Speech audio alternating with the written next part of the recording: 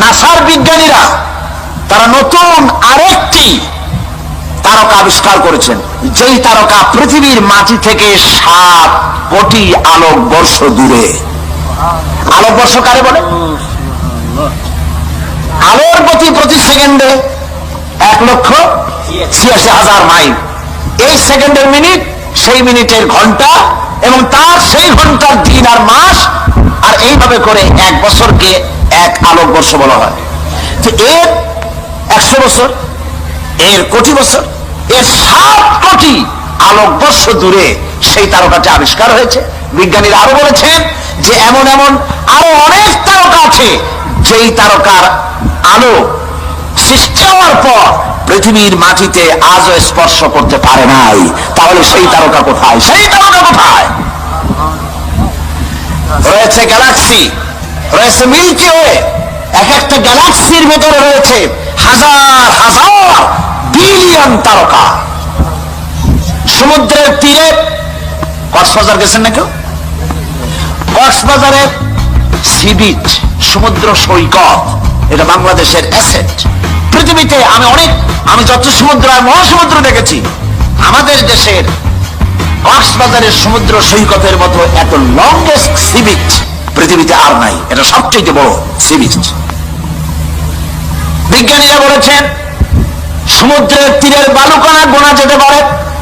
সাহারা মরুভূমির ভিতরের যত বালু আছে সব গুণে শেষ করা যেতে পারে, কিন্তু আল্লাহ পাক মহাশূন্যের ভিতরে যত তারকা বানাইছেন গুণে শেষ করা যাবে না। তাহলে এত তারকা যদি থাকে, আর কোন তারকা দাঁড়ায় নাই? সূর্য দাঁড়ানো নাই, চন্দ্র দাঁড়ানো নাই, ইউরেনাস দাঁড়ানো নাই, বৃহস্পতি দাঁড়ানো নাই, মঙ্গল দাঁড়ানো নাই। সব কি করতেছে? সব ঘুরছে। কোথায় পেলাম? এইখানে। বিজ্ঞানের আসল বই কোনটা? কোরআন। চিল্লায় বলুন কোনটি? পিরোজপুরের যুবকেরা, পিরোজপুরের মুসলমানেরা কোরআন বুকের সাথে জড়িয়ে ধরো। বিজ্ঞানের মূল উৎসই কোরআন। কোরআনে কারিমে রব্বুল আলামিন বলেছেন ওয়াকুল্লুন ফি ফালাকিন ইয়াসবাহুন। মহাশূন্যের ভিতরে যা আছে সব ঘুরছে, কেউ দাঁড়ায় নাই, সব সন্তরণশীল, সব ঘুরছে। অথচ এই যে তারকাগুলি ঘোরে, সূর্য ঘোরে, তারকা আমি যতটুকু দেখি আসলে কি ওইটুক বলে? সূর্যটাকে আমরা দেখি একটা ফুটবলের মতো। এই সূর্যটা কত বড়? বিরাট টুকু ফিলে এই পৃথিবীর চাইতে 13 লক্ষ গুণ বড়।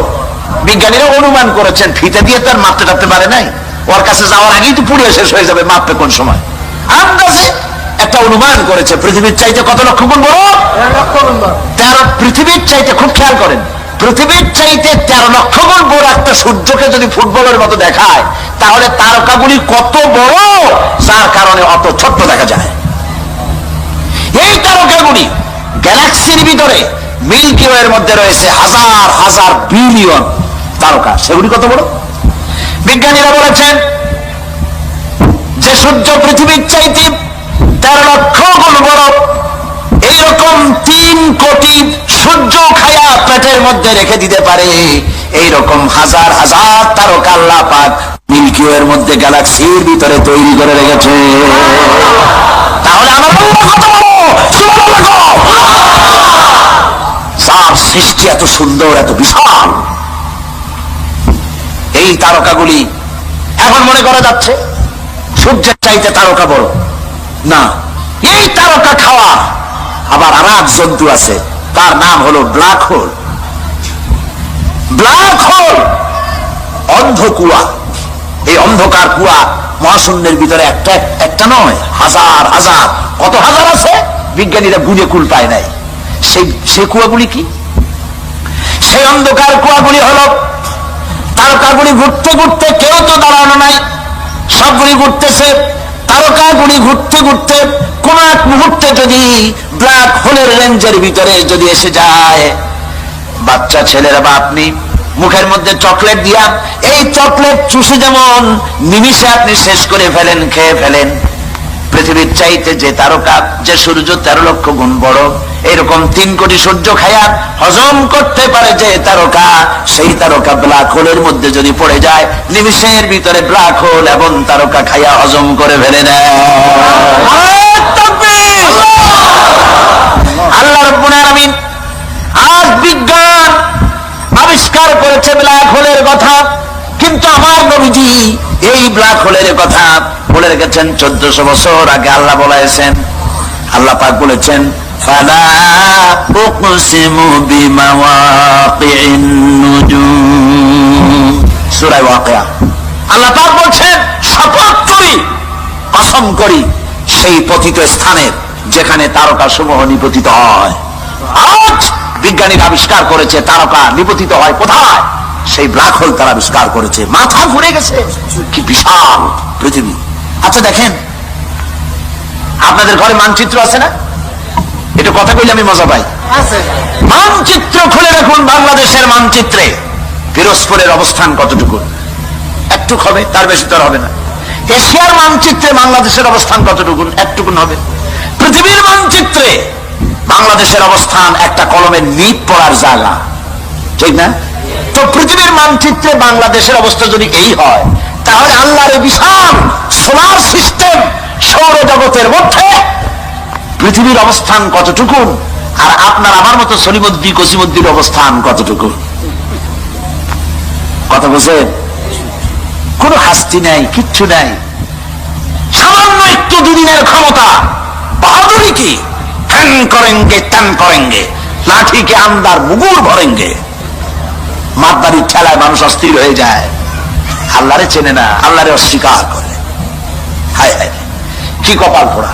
আল্লাহ পাক বলছেন, বলো আলহামদুলিল্লাহি রাব্বিল আলামিন, বহুমাত্রিক জগতের মালিক যিনি, তার প্রশংসা করো। শুধু একটা পৃথিবী বানান নাই, সহস্র সহস্র এভাবে জগৎ তিনি তৈরি করেছেন, একটা দুইটা না। শুধু তাই নয়, আলহামদুলিল্লাহি রাব্বিল আলামিন, প্রশংসা করো আল্লাহ। কোন আল্লাহ? যিনি রব্বিল আলামিন, যিনি রব, যিনি কি বলেন, যিনি কি যেরকম, কোন রব?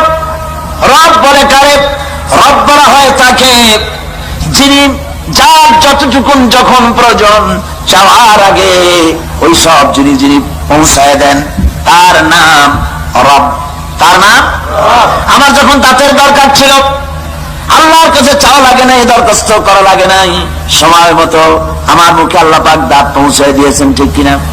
আল্লাহ পাক আমার শরীরটাকে বানায় দিয়েছেন, কোন দরখাস্ত করি নাই, কোন আল্লাহর কাছে দরখাস্ত করা হয়নি আমার হাত লাগবে, পাও লাগবে, নাক লাগবে, চোখ লাগবে, বল লাগছে, কিছু বলা লাগে নাই। বিনা দরখাস্তে সুন্দর একটা বডি আমাকে দান করলেন, বলি আলহামদুলিল্লাহ, বল আলহামদুলিল্লাহ। আল্লাহ তো এটার জন্য কোনো ট্যাক্স চান নাই, ট্যাক্স চাইছেন না। এই যে বৈদ্যুতিক বাতি জ্বলছে, আপনাদের বাড়িতেও বৈদ্যুতিক আলো আছে, ফ্যান আছে, মাসের শেষে বিল আছে কিনা? আছে কিনা? যদি বিল না দেন তাহলে আপনার লাইন থাকবে না লাইন কেটে দেবে? লাইন কেটে দেবে, খুব সহজ করে। এবার আপনি বলেন, শীতকালে যে শীতের মজা ভোগ করলেন, গরমের দিনে যে ঠান্ডা বাতাস পেলেন, বাতাসের ভেতর থেকে যে অক্সিজেন গ্রহণ করলেন, এজন্য আল্লাহ রাব্বুল আলামিন মাসের শেষে কোনদিন ফেরেশতা বিল নিয়ে আসছে নাকি, বেটা বিল দে, তা না হলে ঘেড়ি ভেঙে দেবো? জি আসছে, এরকম আসে নাই, ভবিষ্যতে আসবে নাকি? আল্লাহ রাব্বুল আলামিন কোন বিলের ব্যবস্থা করেন নাই, পয়সা দিয়া বিল দেওয়া লাগবে না, নিয়ামত খাওয়ার শুকর আদায় করো, আলহামদুলিল্লাহি রাব্বিল আলামিন, শুকর আদায়। আর দেখুন, সমস্ত নেসেসারি এসেনশিয়াল সব থেকে জরুরি জিনিসগুলি আল্লাহ নিজের হাতে রেখেছেন, না গভর্নমেন্টের হাতে দিয়েছে? আল্লাহ জানেন এগুলো ক্ষমতায় গেলে দারুণ শয়তানি করবে, সেই জন্য আল্লাহ এদের হাতে দেয় নাই, আসল জিনিস আল্লাহ নিজের হাতে রাখছে। নিজের হাতে। এই বাতাসটা যদি আল্লাহ কোন গভর্নমেন্টের হাতে দিয়ে দিতেন, হায় হায়, খবর আনলে। বাতাসটা যদি গভর্নমেন্টের হাতে রাখতো, গভর্নমেন্ট বলতো বিরোধী দলের দাবি মানি না, বাতাস দেবো না মোটে, মর, শ্বাসরুদ্ধ করে মেরে ফেলে দিত, ঠিক না? পানি, বাতাস, অক্সিজেন, প্রাণী জগৎ বাঁচাতে যা লাগে এগুলি কার কন্ট্রোলে? আল্লাহ মানুষের হাতে দেয় নাই। মোটে সুযোগ পায় না, তাই কয় বাতে পারবো, বাতে পারবো। আর যদি সুযোগ পায় তাকে মারিয়ে বেড়াবে। এই জন্য আল্লাহ আসল জিনিস নিজের হাতে রাখছে। আল্লাহ পাক এই বাতাস, পানি, অক্সিজেন দিয়ে মানুষকে বাঁচাচ্ছেন। সুবহানাল্লাহ। কি সুন্দর করে বডিটা বানালেন, তাকান। আমার নবীজি বলেছেন, আমার নবী বলেছেন, কেউ যদি আল্লাহর সৃষ্টি নৈপুণ্যতার উপরে, সৃষ্টির কলা কুশলতার উপরে একটা ঘন্টা গবেষণা করে, চিন্তা করে, তাহলে আল্লাহ রব্বুল আলামিন ওই বান্দার আমলনামায় 60 বছরের নফল ইবাদতের সওয়াব লিখে দিবে। চিন্তা করো, মাথাটা দিছি, চিন্তা করো। আমরাও চিন্তা করি, মানুষকে ঠকান যায় কি করিয়া, ইহা চিন্তা করা হয়। ওজনে কেমনে কম দেওয়া যাবে, খাদ্যে কেমনে ভেজাল দেওয়া যাবে, চাউলের মধ্যে আর কত তুষ মিশানো যাবে, এই হলো চিন্তা। খুদকুড়া মিশানো যাবে, এমন পাথর মিশায় দন্ত চিকিৎসক পাশলে ভাত খাওয়া লাগে, দাঁত কোনটা ভাঙবে তার তো ঠিক নাই। এইগুলো নিয়ে চিন্তা করে মানুষ, ঠিক কিনা? এখন আল্লাহ কয় চিন্তা করো, গবেষণা করো, কেমনে বানাইছে, তোমার নিজের শরীরটা দেখো। আচ্ছা দেখেন, লক্ষ ফেরেশতাবাসী, এই যে একটা বডি, শরীর, এটা কি শরীর, এই শরীরটার দিকে লক্ষ্য করেন তো। আল্লাহ শকরে মাথা নিচে আসবে, এক্ষুনি সেজদা দিতে ইচ্ছে করবে। আপনার এই বডিটাকে উষ্ণ রাখার জন্য, বডিটা যদি হিম শীতল হয়ে যায় কি হবেন আপনি কোন? একেবারে খুব তাড়াতাড়ি মরে যাবেন, মোটেও সময় লাগবে না। তাহলে শরীরটা কি থাকতে হবে বলেন? গরম থাকতে হবে, উষ্ণ থাকতে হবে। শরীরটা গরম থাকে কিসে? রক্তের কারণে। কিসের কারণে? রক্তের কারণে। এই রক্ত হয় কি দিয়ে? রক্ত তৈরি হয় কার্বোহাইড্রেট দিয়ে। কার্বোহাইড্রেট কাকে বলে?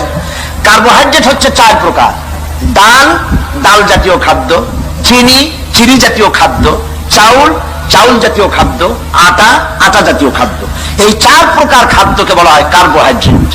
এগুলি যখন আপনি খান, মাছ, গোশ, পনির, দুধ, ঘি, তেল, ফ্যাট, এগুলি যখন খান, তখন স্টমাকের ভিতরে, পেটের ভিতরে আছে স্টমাক, এখানে পাকস্থলী। সেই পাকস্থলীর ভিতরে রয়েছে প্যানক্রিয়াস।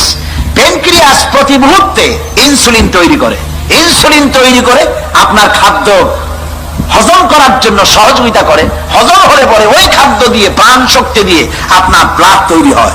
ব্লাড যখন তৈরি হলো, এই ব্লাড যদি এক জায়গায় জমা থাকে, তাহলে তো আপনি মরবেন আরো তাড়াতাড়ি।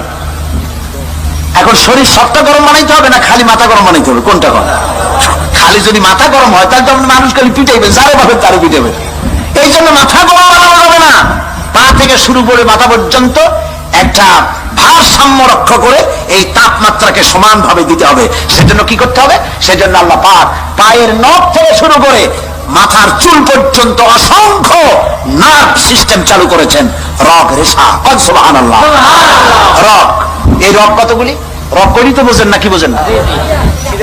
শিরা, উপশিরা, রগ, শিরা সব আমরা বুঝি, ঠিক না? এই রগ এবং শিরা কতগুলি মানুষের শরীরে? চিকিৎসা বিজ্ঞানীরা বলেছেন, মানুষের শরীরের ভিতরে যত রগ আছে, সমস্ত রগ একটা একটা করে যদি জোড়া দেওয়া যায়, তাহলে পৃথিবীটাকে 3 বার ঘুরে আসা যাবে। শুনতে কেমন কেমন লাগে, যেটা কিভাবে সম্ভব? কিভাবে সম্ভব? এইভাবেই সম্ভব যেভাবে আল্লাহ করেছে। চিকিৎসা বিজ্ঞানীরা আরো বলেছেন, মানুষের শরীরের ভিতরে যত রগ আছে, সমস্ত রগগুলি ছিঁড়ে ছিঁড়ে একটার পাশে যদি আর একটা এভাবে সাজানো যায়, তাহলে 3 একর জমি লাগবে তা সাজায় রাখতে। 3 একর জমিন লাগবে একটা মানুষের রগ রেশা দিয়ে। এখন রক্তগুলি যেখানে যাবে না, সে জায়গাটা কি হয়ে যাবে? সাহায্য করেন আমাকে, কি হবে? না, শুধু ঠান্ডা হবে কেন? প্যারালাইজড হয়ে যাবে, রক্ত চলাচল করবে না, পক্ষাঘাত হয়ে যাবে। এখন এই রক্ত মাথা থেকে শুরু করে পা পর্যন্ত পৌঁছে দেওয়ার জন্য মানুষের শরীরের মধ্যে আল্লাহ একটা জেনারেটর তৈরি করে দিয়েছেন। আপনারা কিন্তু সুবহানাল্লাহ কইতে পারেন না, বিনা পয়সায় পাইছেন তো, সেই জন্য সুবহানাল্লাহ আসে না। একটা জেনারেটর দিয়েছেন, সেই জেনারেটরের নাম কি? হার্ট। সেটার নাম হৃৎপিণ্ড। হৃৎপিণ্ডের কাজ কি? হৃৎপিণ্ডের কাজ হচ্ছে সিস্টোলিক এন্ড ডায়াস্টোলিক। সংকোচন সম্প্রসারণ এরকম করা। চিকিৎসা বিজ্ঞানীরা বলেছেন মানুষের শরীরের সব বুঝি, কিন্তু হার্টটা এরকম এরকম করে কেন, আজ পর্যন্ত চিকিৎসা বিজ্ঞানীরা আবিষ্কার করতে পারে না। এটা কেন করে? ওটা আল্লাহর হুকুম। এটা কি? আল্লাহর হুকুম। এরকম করছে, পাঞ্চিং করছে, আর রক্তগুলি প্রতি মুহূর্তে রগের মধ্য দিয়ে পা থেকে শুরু করে মাথা পর্যন্ত সাপ্লাই করে শরীরকে মৃত্যুর হাত থেকে রক্ষা করছে। শরীরকে এনার্জেটিক, শরীরকে সচল করে দিচ্ছে। এখন মানুষেরা খায় খুব বেশি, মানুষ কিন্তু না খেয়ে মরে না, খাইয়েই মরে। পাঙ্গাসের পেটি, খাসির চর্বি, বড় বড় রসগোল্লা, এগুলা জন্মের খাওয়া খায়, খাইয়া মোছে তেল মাখে, আর কয় যে কেমন খাওয়াটা হলো, কয় যে জুত না, এতেও নাকি জুত হয় না। এমন খাওয়া খায় গলায় আঙ্গুল দিলে পাওয়া যায়, পেটের উপর উকুন মারা যায়। এইরকম টাইট খাইয়া যারা খায় তাদের হার্টের যে আর্টারি আছে, যে মোটা মোটা রগের ভিতর থেকে রক্তবমি সাপ্লাই হয়, সেই রগের ভেতরে চর্বি জমে যায়। রগের ভিতরে যখন চর্বি জমে যায় তখন ব্লাড পাস হয় না বলে হার্ট অ্যাটাক করে। আর হার্ট অ্যাটাক যখনই করলো তখন তাকে যদি বেঁচে যায় তাহলে তাকে বাইপাস অপারেশন করতে হবে, রগ লাগবে। বাইপাস অপারেশন হচ্ছে বুক ফেরে হার্ট বের করে ওইখানে রগ পাল্টাই আর একটা রগ লাগাইতে হবে। এখন রগ পাবেন কোথায়? এবার দেখেন আল্লাহর সেজদা না দিয়ে কেমনে পারবেন? আল্লাহ রাব্বুল আলামিন আপনার হার্টে এ ধরনের রোগ হতে পারে, অপারেশন করা লাগতে পারে, রগ লাগতে পারে, সেই জন্য রব্বুল আলামিন স্পায়ার পার্টস হিসেবে উরুর ভিতরে ঠ্যাঙের মধ্যে আলাদা 4-5টা রগ বানায় দিয়েছে, যে রগগুলি বাইপাস অপারেশনের সময় ডাক্তাররা রাম থেকে সেই রগ বের করে কলিজার সাথে লাগাইয়া দেয়। বাইপাস, বাইপাস বোঝেন? সোজা কথা, পিরোজপুরে বাইপাস রোড আছে না, বাইপাস রোড আছে না, বিকল্প রাস্তা। এটা বিকল্প জিনিস, কোন যদি আসল রক্ত যেখান থেকে বাইর হইতো সেই আসল রক্তটা নাই, একটা বাইপাস রোড বাইর করে দেয় ডাক্তাররা। সেই রোড বানাবে কি দিয়া? কাবিখার গম দিয়ে বানানো যাবে না। ওইটার জন্য উরুতে আলাদা আলাদা করে রগ আল্লাহ সৃষ্টি করে দিয়েছে। সুবহানাল্লাহ কইতে পারলাম না। আরে মুসলমান, কিডনি লাগবে একটা, কিডনি লাগে কয়টা? মাত্র একটি, কিন্তু আল্লাহ পাক 2টি কিডনি দিয়েছেন। একটা যদি নষ্ট হয় তুমি যদি মরে না যাও, আর একটা থাকুক। কিডনি হচ্ছে আপনার জীবন, বারবার পেশাব হবে, এই জন্য পানি কম খাবেন না, পানি বেশি পরিমাণে পান করবেন। যত পানি পান করবেন তত কিডনি আপনার সচল থাকবে। আলহামদুলিল্লাহ, কি নিয়ামত আল্লাহ দিয়েছেন এই শরীরে। তারপরে দেখুন বডি। এবার তাকান আপনার চোখের দিকে, কি সুন্দর 2টি চোখ। এই চোখ 2টি আছে বলেই তো পৃথিবী দেখি। সুবহানাল্লাহ, পৃথিবী দেখতে পাই, মা দেখতে পাই, বউ দেখতে পাই, কোরআন দেখতে পাই, কাবা শরীফ দেখতে পাই। আমরা আল্লাহর কাছে দোয়া করি, রব্বুল আলামিন আমাদের যতদিন বাঁচায় রেখেছো মৃত্যু পর্যন্ত আমাদের চোখে যে নূর দিয়েছো, দেখার তৌফিক দিয়েছো, মরার আগে চোখের নূর ছিনাইয়া নিও না। বলি আমিন। এবার দেখুন, এই যে আপনারা যেখানে বসা আছেন, এই জায়গায় এতগুলি মানুষের শ্বাস এবং প্রশ্বাস দিয়ে এই জায়গাটা অনেকটা বিষাক্ত হয়ে গিয়েছে।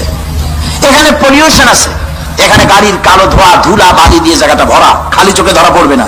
আপনার কাছে যদি মাইক্রোস্কোপ যন্ত্র থাকতো তাহলে আপনি দেখতে পারতেন এই জায়গাটা কত বিষাক্ত হয়ে আছে শ্বাস প্রশ্বাস এবং পলিউশন দিয়ে। এই পলিউশন, এই ধুলাবালি অহরহ আপনার চোখের মধ্যে ঢুকছে, আপনার রেটিনা, আপনার চোখের দৃষ্টি শক্তিকে নষ্ট করে দিচ্ছে। কিন্তু আপনার চোখের দৃষ্টি যেন নষ্ট না হয়ে যায় পৃথিবীর ধুলাবালি ময়লায়, রোগ জীবাণুতে আপনার চোখ যেন নষ্ট না হয়ে যায়, সেই জন্য আল্লাহ রাব্বুল আলামিন চোখের ভিতরে এক প্রকারের মেডিসিন, এক প্রকারের পানি রেখে দিয়েছেন। ওই পানিটা হলো ওষুধ। ওই পানিটা সারা চোখে ছড়িয়ে দেওয়ার জন্য চোখের পলক, চোখের পাতা 2টি দিয়েছেন। অনবরত চোখ পলক মারতেছে, আর এই পানি দিয়া আল্লাহ চোখ পরিষ্কার করে দিতেছে। আরে এমন আল্লাহর সেজদা দেয় না মানুষ, এমন আল্লাহর সেজদা দেয় না। এই চোখের পলক আমরা তো ইচ্ছা করে মানি না, এই চোখের পলক এমনি হয়, অটোমেটিক হয় নাকি? অটোমেটিক হয় কিনা? আপনি ইচ্ছে করে করেন না, অটোমেটিক হয়। চোখ দিয়া সব সময় নেগেটিভ দেখি, পজিটিভ বানায়া দেখায় কে? আল্লাহ। দেখান সুবহানাল্লাহ। এরপরে দেখুন ব্রেন, ব্রেন কোথায় আছে? মাথা। ব্রেন, মগজ। এই মগজটা থাকে কোথায়? মাথার মধ্যে থাকে। মাথার ঘিলু, সোজা কথা ঘিলু। এই ঘিলুটা চতুর্দিকে হাড়, চতুর্দিকে কি বলে? হাড়। হাড়ের মধ্যে থাকে ঘিলু। ঘিলু কি শক্ত না নরম? নরম।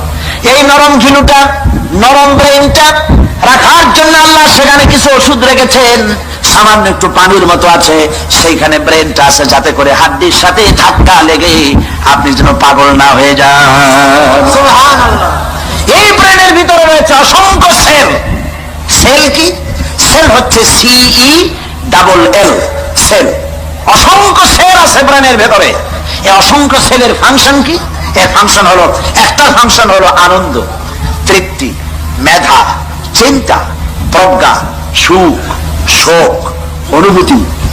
অসংখ্য কাজ আপনার ব্রেনের মধ্যে রয়েছে, অসংখ্য সাইডে এইগুলি রয়েছে। এর মধ্যে রয়েছে মেমোরি, এর মধ্যে রয়েছে স্মৃতি। আপনার যে কম্পিউটার আছে, কম্পিউটার দেখছেন না আপনারা? দেখেন, যাদের পয়সা কড়ি আছে কম্পিউটার কিনবেন এবং কম্পিউটার শিখবেন। গেলবার লন্ডন থেকে আসার সময় আমাকে একজনে একটা কম্পিউটার হাদিয়া দিল আমাকে। এটা হলো পৃথিবীর লেটেস্ট কম্পিউটার। এই কম্পিউটারের ভেতরে বটন টিপ দিলে পরে, মানুষের মাথা আল্লাহ কি বুদ্ধিটা দিচ্ছেন চিন্তা করেন। বটন টিপ দিলে পরে সঙ্গে সঙ্গে সিস্টেম অনুযায়ী হাদিস, অন্তত 14,000 হাদিস সেখানে সাজানো আছে। আমি যদি চাই উজুর ব্যাপারে রাসূলুল্লাহ কি কি বলেছেন, আমি বাটন টিপবো, তখনই বুখারীতে কয়টা আছে, মুসলিমে কয়টা আছে, আবু দাউদে কয়টা আছে, নাসাইতে কয়টা আছে, বাইহাকিতে কয়টা আছে, শামাইল তিরমিজিতে কয়টা আছে, 14,000 হাদিস সেট করা আছে প্রত্যেকটি বিষয়ের উপরে কম্পিউটারের মধ্যে সাজায় দিয়েছে। এটা যে সাজানো হলো, কম্পিউটার আমি কিছু বুঝি, আমার নিজের আছে, কিছু কম্পিউটারে কাজ করি। কম্পিউটারের ভিতরে একটা মেমোরি সেল আছে, সেটাকে ইংরেজিতে বলা হয় মাইক্রোচিপস। ছোট্ট 3 আঙ্গুল দিয়ে ধরা যায়। এই ছোট্ট 3 আঙ্গুল দিয়ে ধরা যায় মাইক্রোচিপস। এর ভিতরে 14,000 হাদিস আছে। এর মধ্যে অসংখ্য ডাটা আছে, অসংখ্য সেল আছে। পৃথিবীতে ডাটা যা আছে এর মধ্যে সব ঢুকানো যায়। বিজ্ঞানীরা বলেছেন কম্পিউটারের ডাটায় জানাই মানুষের ব্রেনে আল্লাহ এত মেমোরি দিয়েছেন, সেই মেমোরির ভিতরে পৃথিবীর সমস্ত তথ্য, ইনফরমেশন সবগুলি যদি ঢুকানো যায়, তারপরেও 100 ভাগের 1 ভাগ জায়গাও পূরণ হবে না। এটা হচ্ছে সেই ব্রেন। এর কাজটা কি? রাস্তা দিয়ে আপনি হেঁটে যাচ্ছেন, ব্রেন আপনাকে কিভাবে বুদ্ধি দেবে দেখেন। রাস্তা দিয়ে হেঁটে যাচ্ছেন, অন্ধকার রাত, সামনে একটা সাপ পড়ে গেল। আপনারা বাড়ি যাওয়ার সময় যেন সাপ না পড়ে দোয়া করি, বলেন আমি। আবার চিন্তা করবেন সাপ পড়ছে, কাইলেন না যায়। রাস্তায় হেঁটে যাচ্ছেন, সামনে পড়ছে কি? সাপ। দেখছেন কি দিয়ে? চোখ দিয়ে। চোখ দিয়ে সাপ দেখার সঙ্গে সঙ্গে চোখ এটাকে ট্রান্সমিট করেছে বুদ্ধির কাছে। বুদ্ধি কোথায়? ব্রেনে। ওখানে চলে গিয়েছে। ব্রেন সঙ্গে সঙ্গে বলল হাতে লাঠি থাকলে পিটান মার, আর যদি লাঠি না থাকে অ্যাবাউট টার্ন ডাবল মার, পিছে দৌড় মার। এই যে আপনি সাপ দেখলেন, সঙ্গে সঙ্গে দৌড় মারলেন, এই ডিসিশন নিতে সময় লাগছে কয় মিনিট? 1 সেকেন্ড। চোখ দিয়ে দেখলেন, ব্রেনকে ট্রান্সমিট করলেন, ব্রেন পাকে বলে দিল দৌড় মার, আর সঙ্গে সঙ্গে দৌড় মারলেন। ব্রেনটাকে আল্লাহ ওখানে রেখে দিয়েছেন। আলহামদুলিল্লাহি রাব্বিল আলামিন। প্রশংসা করো সেই আল্লাহ যিনি তোমাকে সৃষ্টি করেছেন। সেই আল্লাহর সিজদা দিবা না? এত সুন্দর করে যিনি বানালেন, তুমি কি পারবা একটা জিহ্বার শুকরিয়া আদায় করতে? আর কেউ আল্লাহ নাই? নাউজুবিল্লাহ। কোরআন পড়ো না, যত হাবিজাবি গান শুনে বেড়াও। তোমার জিহ্বা দিয়ে আল্লাহ স্বীকার করো, আল্লাহ শুকর করো। এই জিহ্বাটা কত বড় নিয়ামত। একটি মাত্র টেস্ট মেশিন, নাম কি? জিহ্বা। বলেন নাম কি? এই জিহ্বা কত রকমের টেস্ট পাইলেন। বড়ের টেস্ট একরকম, টমেটোর আর এক রকম, লিচুর এক রকম, আমের এক রকম, কাঁঠালের আর এক রকম, জিলাপির এক রকম, সন্দেশের আর এক রকম, রসগোল্লার আর এক রকম, পাঙ্গাসের এক রকম, বোয়ালের আর এক রকম, পুঁটির আর এক রকম, ফুলকপির এক রকম, পালং শাকের আর এক রকমের, পুঁই শাকের আর এক রকমের, পোলাওর এক রকমের। না সবগুলি আলু ভর্তার মতো লাগে? সুবহানাল্লাহ কবেন না? এবার দেখেন, একটা জিহ্বায় এত টেস্ট পেলেন, এখন জিহ্বার উপরে না রেখে ওই খাবারগুলি জিহ্বার তলে ঢুকান। আজকে টেস্ট করেন, বাড়ি যায় ভাত খাওয়ার সময় মাছ দিয়ে ভাত মাখায় দিয়ে জিহ্বার তলে ঢুকাই দেন, দেখেন কেমন লাগে। ভালো লাগবে? মোটেও ভালো লাগবে না। তো ভালো লাগার জায়গা কোনটা? আহারে, এমন সুন্দর জিহ্বাটা আল্লাহ দিল। আল্লাহর নাম কয়বার নিছেন? খাওয়ার সময় আলহামদুলিল্লাহ করেন, বিসমিল্লাহ করে শুরু করেন নাই, আলহামদুলিল্লাহ করে খান নাই। তারকা দেখে দেখে নাবিকেরা পথ চালায়। পথে কোনো বিপদ আছে নাকি? চুম্বকের পাহাড় আছে নাকি? সাইক্লোন এরিয়ার ভিতরে পড়ে যায় নাকি? সেজন্য রয়েছে রাডার। এগুলি দেখে দেখে পথ নির্ণয় করে। এবার আপনারা আমাকে জবাব দেন, হাজার হাজার মাইল দূর থেকে পাখিরা পাড়ি দিয়া বাংলাদেশে আসে, সিলেটে আসে, দিনাজপুরে আসে। এই যে দূর দূরান্ত থেকে হাজার হাজার মাইল দূর থেকে পাখিরা এলো, তার নেভিগেশন কে করে দিল? রাডার কে করে দিল? কে তার পথের দিশা দিল? এ পথে গেলে বাংলাদেশ পাবি। সুবহানাল্লাহ, জোরে বলেন সুবহানাল্লাহ। কে তিনি? আমার আল্লাহ। জোরে বলেন আল্লাহ। সুবহানাল্লাহ। আল্লাহ, তোমার জন্য মহব্বত করতে পারি তৌফিক দাও, তোমার জন্য যেন বাঁচতে পারি তৌফিক দাও, তোমার নামের উপরে যেন মরতে পারি তৌফিক দাও, জান্নাতে তোমার যেন দেখতে পারি তৌফিক দাও। এসব অসংখ্য নিদর্শন দেখে যারা বুদ্ধিমান, যারা জ্ঞানবান, যাদের মাথার ভিতরে কিছু আছে, তারা বোঝে নিঃসন্দেহে একজন আছেন, তিনি আর কেউ নাম, তার নাম হচ্ছে আল্লাহ রাব্বুল আলামিন। এবার আল্লাহ পাক বলেন, তাকাও, আমার সৃষ্টি ভালো করে দেখো। আল্লাযী খালাকা সাবআ সামাওয়াতিন তিবাকা মা তারা ফি খালকির রাহমানি মিন তাফাউদ ফারজি'ল বাসারা হাল তারা মিন ফুতুর। ক্ষমাশীল তিনি, সপ্ত আকাশ রচিলেন থরে থরে, কোন ত্রুটি হেরিবে না তার পূর্ণ সৃজন পরে। আল্লাহ পাকের ওই আকাশের দিকে তাকাও, জমিনের দিকে তাকাও।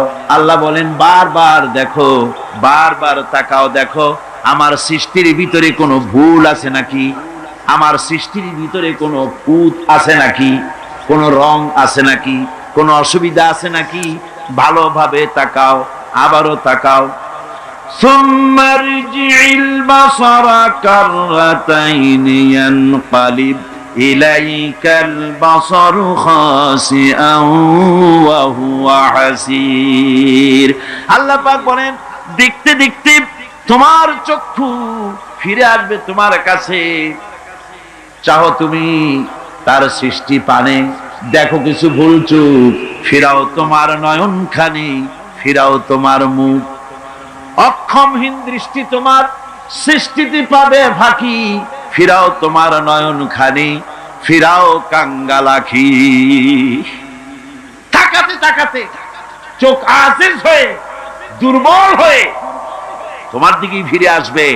আমার সৃষ্টির ভিতরে কোনো ভুল দেখতে পাবে না। সুবহানাল্লাহ কর, সুবহানাল্লাহ কইতে ইচ্ছা করে না মিয়া?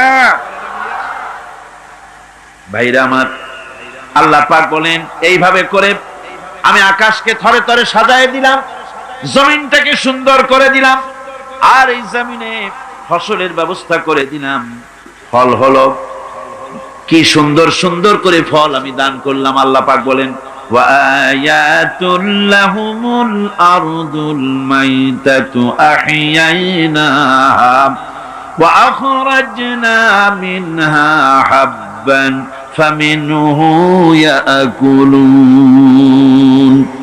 আমার নিদর্শনের ভিতরে এগুলিও নিদর্শন। মৃত্যু জমিনকে আমি জিন্দা করে দেই, আর তার ভিতর থেকে তোমার রিজেক উৎপন্ন করি। এর মধ্যে কি কি বানালাম? ওয়াজআলনা ফিহা জান্নাতিম মিন নাখিলিন ওয়া আ'নাবিন ওয়া ফাজ্জারনা ফিহা মিনাল উয়ুন। সুন্দর করে এই জমিনের উপরে মরা জমিনকে জিন্দা করে তাতে খেজুর বাগান লাগালাম, খেজুর দিলাম, আঙ্গুর দিলাম, বেদানা দিলাম, কত রকমের ফল ফলারি আমি সুন্দর করে দিলাম। জমিন থেকে ঝর্ণা ধারার পানি আমি উচ্ছারিত করে দিলাম। ليأكلوا من ثمره وما عملته أيديهم أفلا يشكرون।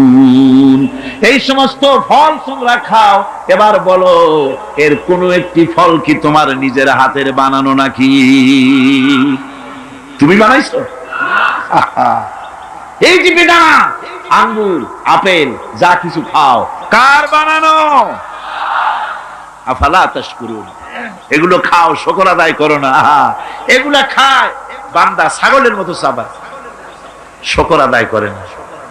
বাম হাত দিয়ে খায়, তার ডান হাত দিয়েও খায় না। আল্লাহর নাম নিয়ে খায় না। বাম হাত দিয়ে খাওয়া এটা নাকি একটা কি স্টাইল, সোজা কথা। আর হুজুর বলেছেন বাম হাতে খায় শয়তানি। বাম হাতে কে খায়? চিল্লা এখন, বাম হাতে কে খায়? শয়তান। বাম হাতে আল্লাহর বানানো জিনিসগুলো খায়। সিগারেট গুলা দেখছি দাঁড়ায় দাঁড়ায়, বা যখন গাড়িতে চলি দেখি নজরে পড়ে সিগারেটটা ধরাইয়া মুখে ধরে টান দিয়া তারপর উপরের দিকে ফু ছাড়িয়া দিয়ে তাকায় থাকে, ফু গেল কোন দিকে। আরে কপাল পোড়া মুসলমান। আল্লাহ রাব্বুল আলামিন বলেন, এত সব অসংখ্য নিদর্শন আমি দিলাম, এই নিদর্শনাবলীর ভিতর থেকে আমারে খুঁজে বের করো, আমারে সেজদা দাও, শুকর আদায় করো। দাম চাই না, পয়সা চাই না, শুকর আদায় করো। মাঝে মধ্যে খাওয়ার বলো আলহামদুলিল্লাহ। পড়েন সবাই, আলহামদুলিল্লাহি রাব্বিল আলামিন। আল্লাহর প্রশংসা করো। এই যে শীতের দিন বাড়িতে পায়াস বানায় খাও, চট্টগ্রামে খায় না বুঝি? এটার কি পায়াস বলে না কি বলে? কি বলে? ওই যে রস দিয়া চাউল দিয়ে বানায় পায়াস বলে। হ্যাঁ, সুপ পিঠা, শীত পিঠা, নানা পিঠার পায়াস তো ভিন্ন জিনিস। আচ্ছা বানান, আপনারা যেরকম খুশি খান। এই যে পিঠাগুলি বানাচ্ছেন, পায়েস বানাচ্ছেন, খেজুর গাছ রস দেয়। রস দেয় কোথায়? গোড়ায়, গোড়ায় না আগায়? আগা। মাথা কাটায় চিন্তা করুন, যে খেজুর গাছের মাথা কাটতে পরে ফোঁটা ফোঁটা পানি পড়ে কলসি ভিজে যায়, ভরে যায়। সকালবেলায় গ্লাস গ্লাস ঠান্ডার মধ্যে এই শরবতগুলি আল্লাহর বানানো, এই শরবত গিলে গিলে খায়। মিষ্টি পানি মাথায় পাওয়া যায়। যে খেজুর গাছের মাথায় এই মিষ্টি পানি পাওয়া গেল, ওই খেজুর গাছের গোড়া খুঁজতে খুঁজতে 3 মাইল নিচেও যদি যান, মাথা কাটলে যেমন রস পাওয়া যায়, 3 মাইল নিচে গেলে ওই রকম রস পাওয়া যায় নাকি? পাশে তেঁতুল গাছ, পাশে নিম গাছ, নিম গাছে তিতা ফল দিল, আরেকটা গাছে কষ ফল দিল, আর পাশে খেজুর গাছ মিষ্টি পানি আল্লাহ বানায়া দিলেন। আবার নারকেল গাছ বানায় দিলেন। নারকেল গাছের 30 হাতের মাথায় ডাবের ভিতরে আল্লাহ মিশ্রি বীজানো শরবত বানায় দিলেন। বান্দারে খালি শরবত খাইয়া পেট ভরবে না, এই জন্য ডাবের ভিতরে তোর জন্য হালুয়া রুটিও বানায়া রাখছি। এরপরেও যদি বলে আল্লাহ নাই, এরে বুঝাবার কোন উপায় নাই। আল্লাহ হেদায়েত করুন, কোন আমিন। মহান আল্লাহ রাব্বুল আলামিন বলে, বান্দারে দুগ্ধ পোষ্য, দুধ প্রদানকারী, দুগ্ধ দানকারী চতুষ্পদ জন্তুর ভিতরে আমি আল্লাহ রাব্বুল আলামিনের নিদর্শন আছে, উপদেশ আছে তোদের জন্য। ওয়া ইন্না লাকুম ফিল আনআমি লাইবরা نسقيكم مما في بطونه من بين فرث ودم لبنا خالصا سائغا للشاربين। চতুষ্পদ জন্তুর ভিতরে আমি আল্লাহর নিদর্শন আছে, তোমার শিক্ষা আছে। চতুষ্পদ জন্তুর দিকে তাকাও। তোমার বাড়ির গাভী আর তোমার বাড়ির ছাগলে খায় কি? ভুসি খাইলো, তিসি খাইলো, আর জমিনের ঘাস খেলো। এগুলি খাওয়ার পর শরীরের ভিতরে এই খাদ্য দিয়ে রক্ত হয়, পায়খানা হয়, পেশাব হয়, আর পাশাপাশি রাস্তা দিয়া এমন সুন্দর শুভ্র স্বচ্ছ এবং পানকারীদের জন্য সুস্বাদু দুধ, পেশাব পায়খানা যেখান থেকে বেরোয় তার পাশে থেকেই আমি তোমার জন্য সুস্বাদু দুধ বের করে দেই। এগুলো দেখো কি বোঝো না যে নিশ্চয়ই কেউ একজন আছে? ভাইরা আমার, আল্লাহ রাব্বুল আলামিন বলেন আকাশ থেকে মিষ্টি মিষ্টি পানি আমি বর্ষণ করে দিলাম। এই মিষ্টি পানি, সমুদ্রের পানিগুলি নোনা, এই নোনা পানিগুলি লক্ষ্য করেন, মাথা খাটান, তাম দেশের সমস্ত আবর্জনাগুলি সব সমুদ্রে চলে গেল। আবর্জনাগুলি আল্লাহ নষ্ট করে দিলেন, পানিকে স্বচ্ছ করে দিলেন। নোনা পানি আকাশে উঠে গেল বাষ্পের আকারে, সেখান থেকে বৃষ্টি হলো। নোনা বর্ষিত হলো না মিষ্টি হলো? কন জোরে কন, কি হলো? আল্লাহ পাক বলেন শোনো, লাউ নাশাউ জাআলনাহু উজাজান ফালাউলা তাশকুরুন। আমি ইচ্ছে করলে এই পানিকে নোনা অবস্থায় নাজিল করে দিতে পারতাম, জমিনের ফসল নষ্ট হয়ে যেত। আমি নোনা পানিকে মিষ্টি করে বর্ষণ করলাম, এই পানি পান করে কেন আমার শুকর আদায় করো না? এ পানি পান করো আর আমার শুকর করো। পড়ো আলহামদুলিল্লাহি রাব্বিল আলামিন। আমার বন্ধুগণ, কেউ কেউ বলতে পারে আল্লাহ যদি বৃষ্টির পানি যদি না দেন আমার কি অসুবিধা, আমার জমিনের ফসলের কি অসুবিধা? আমার খালে পানি, আমার বিলে পানি, আমার হাওড়ে পানি, আমার পুকুরে পানি, আমার কুয়ায় পানি, আল্লাহ বৃষ্টি না দিলে কি হবে? আল্লাহ পাক বলেন শোনো কি হবে। কুল আরাআইতুম ইন আসবাহা মাউকুম গাওরান ফামান ইয়াতিকুম বিমাইম মাইন। বলো দেখি, সবে শুকাইয়া যদি যায় এই জমিনের পানি, তাহলে হেথায় তটনির ধারা কে দিবে সবারে আনি? কুয়ার পানি, নদীর পানি, কর্ণফুলীর পানি, ব্রহ্মপুত্রের পানি, পদ্মার পানি, মেঘনার পানি, যমুনার পানি, হাওড়ের পানি, পুকুরের পানি সব যদি আমি আল্লাহ শুকায় দেই, তাহলে তোমার মরা গাঙ্গে পানির জোয়ার আবার কে এনে দিতে পারে? আছে কেউ? কেউ পারে না। সুতরাং এগুলো আমি দেই, আমার শুকরিয়া আদায় করো। তোমার জমিনের ফসল ভালোবার জন্য আমি পানির ব্যবস্থা করেছি। আল্লাহুল্লাযী আরসালার রিয়াহা ফাতুসিরু সাহাবা ফাসুকনাহু ইলা বালাদিন মাইয়িতিন ফাআহইয়াইনাহু বা'দা মাউতিহা কাযালিকান নুশুর। পানিগুলিকে বাষ্পীয় আকারে উত্তীর্ণ মেঘমালায় পরিণত করি, আর বাতাসে হুকুম করি, রে বাতাস এই মেঘকে টেনে নিয়ে যা অমুক এলাকার আকাশের উপরে নিয়ে যা, সাতকানিয়ায় নিয়ে যা, কক্সবাজারে নিয়ে যা। সাতকানিয়া কক্সবাজার কিন্তু কোরআন শরীফে নাই, আনন্দে 10 খান হওয়ার কোনো কারণ নাই। এটা আমি দৃষ্টান্ত দিলাম।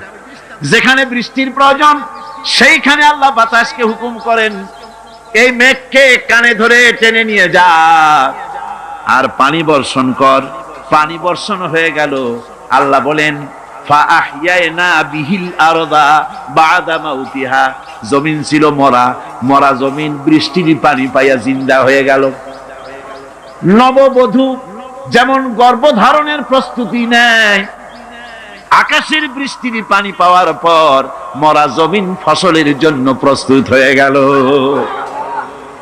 এরপরে তুমি বীজ বপন করলে, ওই বীজের ভিতরে 2টা পাতা অঙ্কুরিত হলো, পাতা দুটো উপরের দিকে উঠে গেল। এরপরে সূর্যের তাপ হলো সারাদিন, সারাদিনের প্রচন্ড সূর্যের তাপে কচি পাতা মুষড়ে গেল, মাটিতে পড়ে গেল। তুমি তো রাতের বেলায় আরামে ঘুমাইছো, তোমার ওই মুষড়ে যাওয়া পাতাগুলি সজীব করার জন্য আমার কুদরত কিভাবে কাজ করলো একদিনও কি চিন্তা করেছো? আমি যদি রাতের বেলায় বৃষ্টি দিতাম, বড় বড় ফোঁটা দিতাম, ফসলের চারাগুলি সব মাটির সাথে মিশে নষ্ট হয়ে যেত। আমি তাই বললাম, রে আকাশ, এ আমার মেঘ, এবার বৃষ্টির মতো বড় বড় ফোঁটা দিস না, কণা কণা শিশির বিন্দু দিয়া মুষড়ে যাওয়া পাতাগুলিকে সজীব আর প্রাণবন্ত করে দে। এর থেকে ফসল হলো, এর থেকে ফসল হলো, সেই ফসল খাও আর আমার শুকরিয়া আদায় করো না। আর কয় আল্লাহ নাই, আরে কপাল পোড়া। আল্লাহ পাক বলেন এবার ফসল হলো, রান্না করে খাবে, আগুনের প্রয়োজন, আগুন কোথায় পাবে? আল্লাহ পাক বলেন আফারাআইতুমুন নারাল্লাতী তুরুন, তোমরা কি কখনো চিন্তা করে দেখো নাই যে আগুন যা তোমরা জ্বালাও, এই জ্বালানি পাইলা কোথায়? এই জ্বালানি কোত্থেকে পেয়েছো? এই জ্বালানি কাঠগুলি আনতুম আনশাআতুম শাজারাতাহা আম নাহনুল মুনশিউন, এই গাছগুলি কে বানিয়েছে? তুমি না আমি। কে বানিয়েছে? চিল্লা এখন কে বানালেন? আল্লাহ পাক বানিয়েছে। সুন্দর করে গাছ বানালাম, গাছ দিয়া দেশ ভরে দিলাম। এই গাছগুলি মানুষেরা পাইকারি দরে কাটে, গাছ আর লাগায় না। গাছগুলি আল্লাহ পাকের নবী বলেছেন বিনা প্রয়োজনে গাছের পাতাটিও ছিঁড়ো না, কাজে লাগলে তো কাটতেও পারবা, কিন্তু বিনা প্রয়োজনে পাতাটাও ছিঁড়বা না, কারণ গাছের সব পাতাগুলি আল্লাহ রাব্বুল আলামিনের জিকির করে। এই গাছ, এই জ্বালানি আমি বানাইছি, কাঠ ফুরিয়ে যাচ্ছে, তাহলে পৃথিবী বাঁচবে কি করে, মানুষ খাবে কি করে?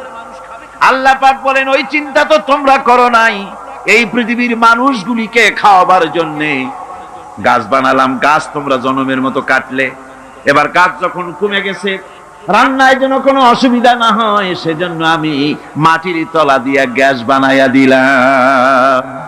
ওই গ্যাস কার? চিল্লা এখন গ্যাস কার? পেট্রোল কার? ডিজেল কার? কেরোসিন কার?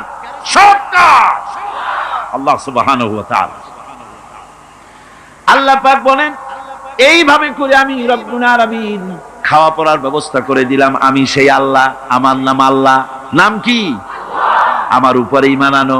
ঈমান আল্লাহ আছেন এতটুকুন কথাই যথেষ্ট নয়, পূর্ব পশ্চিমে মাথা যতই ঘুরাও না কেন ওটাই তোমাকে কল্যাণ আনবে না। কল্যাণ আনবে আল্লাহর জাতের উপরে পরিপূর্ণ ঈমান আনা লাগবে। আমার বন্ধুগণ,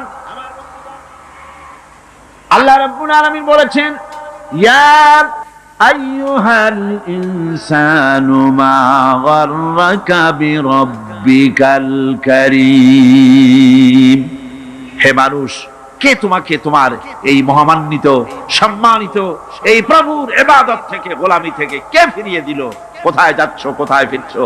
ফিরে আসো, আল্লাহ আছেন, এটা বিশ্বাস করতে হবে। এটা হলো প্রথম বিশ্বাস। ঈমানের সবচাইতে বড় কথা হলো আল্লাহর প্রতি ঈমান আনা। এই আল্লাহর প্রতি ঈমান আনতে হলে শর্ত কয়টা? জোরে বলেন কয়টা? চারটা। তার শুনলেন কয়টা? একটা। এবার আমি আপনাদেরকে বলবো আল্লাহর সিফাতের কথা।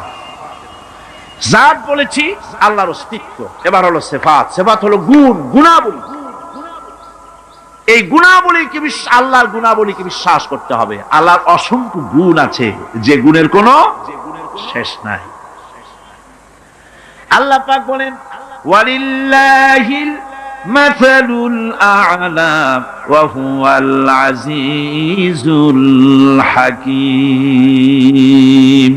আল্লাহর জন্য সবচাইতে গুণাবলী তার, উত্তম গুণাবলী একমাত্র তার জন্যই শোভনীয়। তিনি সকলের উপরে বিজয়ী এবং সর্বজ্ঞ।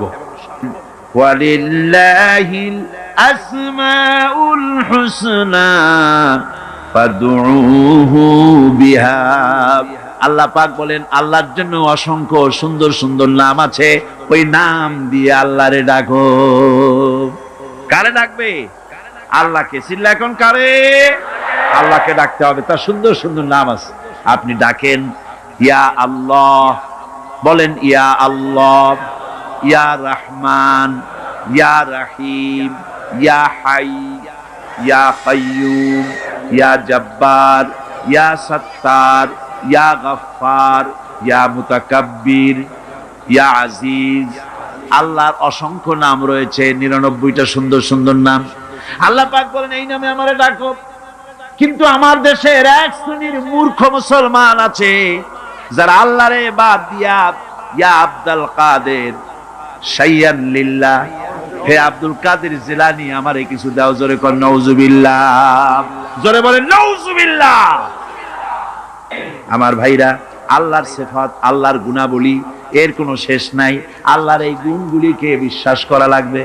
আল্লাহ পাক বলেন আল্লাহু খালিকু কুল্লি শাইইন ওয়া হুয়া আলা কুল্লি শাইইন ওয়াকিল। সবকিছুর স্রষ্টা হলেন আল্লাহ। সেই আল্লাহরে থুইয়া তুমি আরেকজনের কাছে যাও চাইতে, তোমার কপালটা পুড়ছে কেন? আল্লাহর কাছে চাও, তার গুণাবলী, তার শ্রেষ্ঠত্ব বর্ণনা করো। আল্লাহ পাক বলেন আমার গুণাবলী দেখো, চোখে দেখায় দেই আমার গুণ কি, চোখে দেখো। খালাকাস সামাওয়াতি বিগাইরি আমাদিন তারাউনাহা, তুমি কি লক্ষ্য করে দেখো না আমি কিভাবে বিনা খুঁটিতে আকাশকে খাড়া করে রেখেছি? অত বড় বিরাট আকাশ, একটা খুঁটিও আছে নাকি? জোরে কোন আছে নাকি? ওয়া আলকা ফিল আরদি রাওয়াসিয়া আন তামিদা বিকুম, এরপরে আমি এই পৃথিবীর বুকে পাহাড়কে গেঁথে দিয়েছি যাতে করে তোমাকে নিয়ে জমিনটা হেলাদোলা করতে না পারে, এর জন্য পাহাড় গেড়ে দিয়েছি। এই চট্টগ্রামে অনেক জায়গায় পাহাড় কাটা হয়, হয় কিনা বলেন? মস্ত বড় অন্যায়, পাহাড় কাটবেন না, এটা আত্মঘাতী কাজ।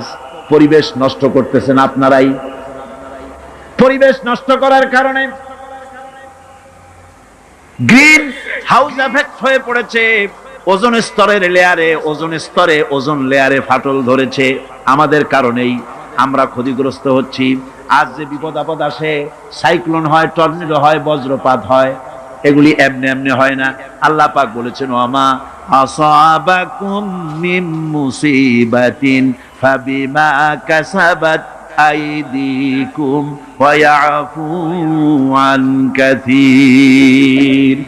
তোমার উপরে যত বিপদ আছে সব তোমার হাতের কামাই করা, আর আমি অনেকগুলি তো মাফ করে দিয়ে থাকি। সব হাতের কামাই করা। আল্লাহ কয় পাহাড়গুলো সাজায় দিলাম, জমিনকে সুন্দর করে দিলাম। এই যে আমি সব করলাম, গাছ দিলাম, বাড়ি দিলাম, জমি দিলাম, গরু দিলাম, বাছুর দিলাম, বউ দিলাম, বাচ্চা দিলাম, সবকে দিল। সবকে সৃষ্টি করেছেন। এবার আল্লাহ চ্যালেঞ্জ করছেন, হাদা খালকুল্লাহি ফাআরুনি মাযা খালাকাল্লাযীনা মিন দুনিহি। এ হচ্ছে আমার সৃষ্টি। আকাশ কার সৃষ্টি? এ জমিন কার সৃষ্টি? এই দিকের লোকেরা কথা কয় না, আপনাদের হইছে নাকি? আকাশ কার সৃষ্টি? এ জমিন কার সৃষ্টি? এ মানুষ কার সৃষ্টি? পাহাড় কার? গাছ কার? গবাদি পশু কার? সমুদ্র কার? চন্দ্র কার? সূর্য কার? এবার দেখাও আল্লাহ ছাড়া তোমার কে কোন জিনিসটা বানাইছে? ফারুনি, দেখাও আমাকে, আমি আল্লাহ ছাড়া কি বানাইছি তোমার? সব আমি বানিয়েছি। আল্লাহ রাব্বুল আলামিন বলেন তোমরা বড় ধোঁকার ভিতরে পড়ে আছো। সমস্ত সৃষ্টি আমি করেছি, আমি সৃষ্টি করে তোমার কল্যাণের জন্য সব ছড়ায় দিয়েছি। এমনকি আমি আকাশ থেকে জমিন থেকে খাদ্য দিয়ে তোমাদেরকে বাঁচাইছি। সমস্ত ক্ষমতা আমার। পশু পাখিকে খাবার দেই। এই পৃথিবীতে যত কিছু আছে সবকিছুর খাবার আমি পৌঁছাই। আর এভাবে করে প্রাণী সমূহকে প্রতিপালন এবং খাদ্যের ব্যবস্থা আমি আল্লাহ রাব্বুল আলামিন করে দেই। এখন বলো, দেখো আমাকে তোমরা চেনো। ফাযালিকুমুল্লাহু রাব্বুকুমুল হক। এই আল্লাহই হচ্ছেন তোমাদের প্রকৃত রব, যিনি গাছপালা, তরুলতা, মানব, জিন, ইনসান, কীট পতঙ্গ এবং তার সমস্ত প্রয়োজন যিনি প্রয়োজন করেছেন। ফাযালিকুমুল্লাহু রাব্বুকুমুল হক, তিনি হচ্ছেন প্রকৃতপক্ষের রব। ফামাযা বা'দাল হক্কি ইল্লা দালাল। সুতরাং এখন আর সত্য যখন সুস্পষ্ট হয়ে গেল, এখন গোমরাহি ছাড়া আর কিছুই বাকি রইল না। সত্য স্পষ্ট হয়ে যাওয়ার পর বাকি যা আছে সব কি? গোমরাহি। আল্লাহ পাক বলেন, দেখো আমার সিফাত, আমার গুণ হলো আমি খেতে দেই, মানুষ বানাইছি, প্রাণী বানাইছি, খেতে দেয় কে? জোরে কোন? লাহু মাকালিদুস সামাওয়াতি ওয়াল আরদ ইয়াবসুতুর রিজকা লিমান ইয়াশা। আল্লাহ বলেন রিজেকের চাবিকাঠি আমার হাতে, যারে খুশি পর্যাপ্ত দেই, যারে খুশি পরিমিত দেই। রিজকের চাবিকাঠি আমার হাতে, সবারই আমি খাওয়াই। সমস্ত প্রাণীকে কে খাওয়ান?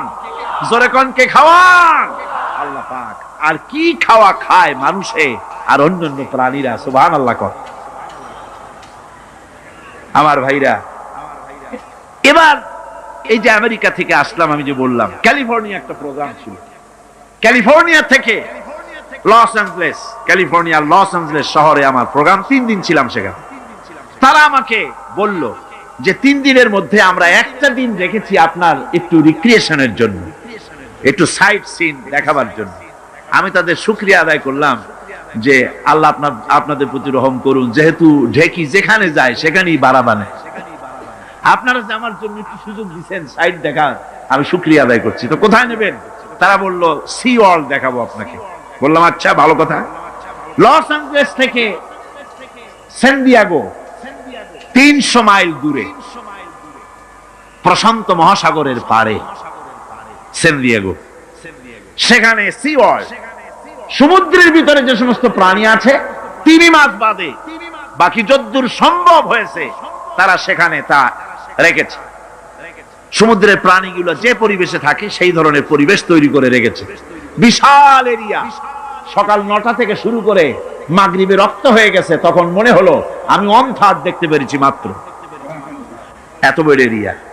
তো একটা এলাকা আমাকে নিয়ে গেল, সেখানে একটা 5-6টা মাছ আছে। সে মাছের নাম বলল তারা শিমু। মাছের নাম শিমু। মাছটির পিছনটি কালো, বুকটা সাদা। সেখানে লেখা আছে মাছের পরিচয়। প্রায় 10,000 লোক বসতে পারে, এ ধরনের গ্যালারি সিস্টেম আছে। টিকিট করে বসতে হয়। বসলাম সেখানে। এই মাঠের মতো বিরাট পুকুর, সেই পুকুরের মধ্যে মাছগুলি খেলবে।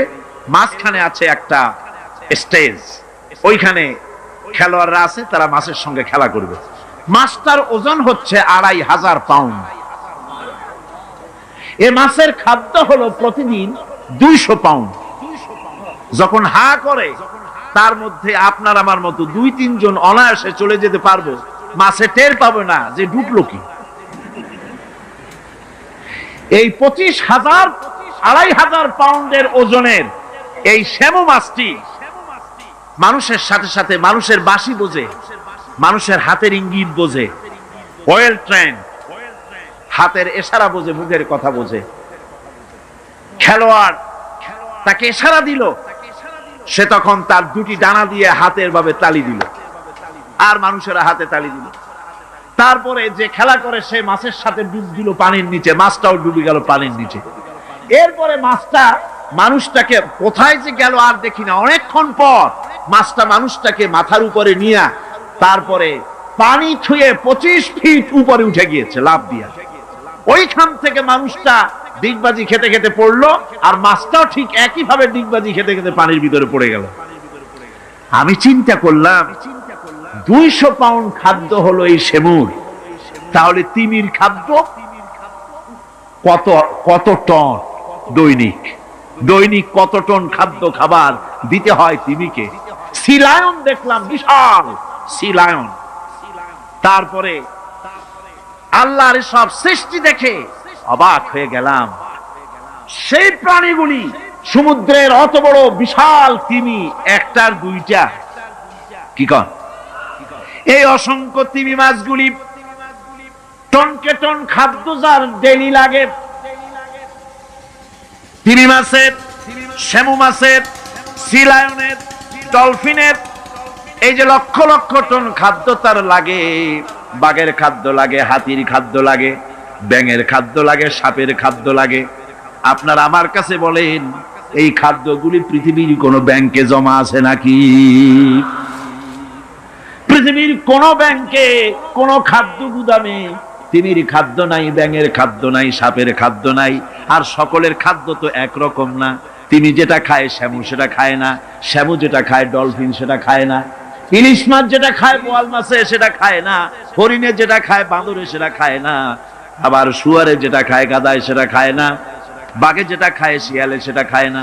এক একজনের এক এক রকমের খাবার। এই যে লক্ষ লক্ষ কোটি কোটি প্রাণীগুলি, ব্যাংকে কোনো জমা নাই, সঞ্চয় নাই। আল্লাহ কয় সকাল বেলায় খালি পেটে তিনি বের হয়, হাতি বের হয়, গন্ডার বের হয়, পিঁপড়া বের হয়, সাপ বের হয়। খালি পেট নিয়ে সমস্ত প্রাণীগুলি মহাশূন্যে কেউ ওড়ে, আর কেউ বা পানিতে সাঁতরায়, খাদ্যের অন্বেষায়, কেউ বা জঙ্গলে ঘোরে। এই ঘুরতে ঘুরতে, উঠতে উঠতে, সাঁতরাতে সাঁতরাতে, খেয়ে পেট ভরিয়া সন্ধ্যার সময় সকলে বাড়ি ফিরাইয়া দেই। কে দেয়? চিল্লায় কমিয়া কে দেয়?